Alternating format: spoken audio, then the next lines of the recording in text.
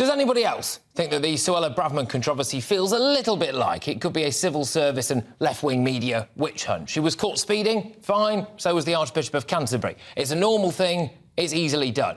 Now, like everybody else, she's then offered the choice of doing a group speed awareness course or taking points on her licence and a fine.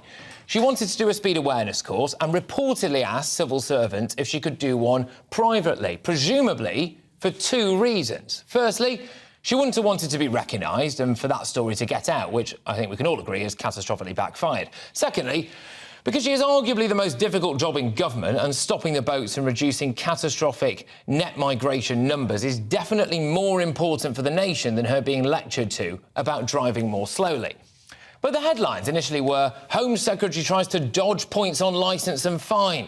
Well, that makes it sound corrupt and illegal, doesn't it? Which is absolute rubbish. Every single person who does a speed awareness course is trying to avoid getting points on their licence. That's the point of them, isn't it?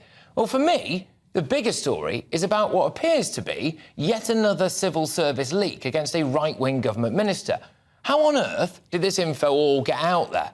The story really should be about our civil service potentially trying to bring down people they ideologically oppose. Dominic Raab had to suffer tons of completely false civil service leaks, which he came out and spoke about, before being ousted over his conduct, despite apparently never shouting or swearing at anyone and having to work with someone who essentially nearly handed Gibraltar back to the Spanish. Boris Johnson was ousted after a steady drip-feeding of leaks by civil servants, and Sue Gray is facing serious questions about her alleged connections to the Labour Party while she was looking into Partygate. And now, presumably, some civil servant has said that Suella asked them to look into whether or not she could do a private speed awareness course. And there are calls for her to go.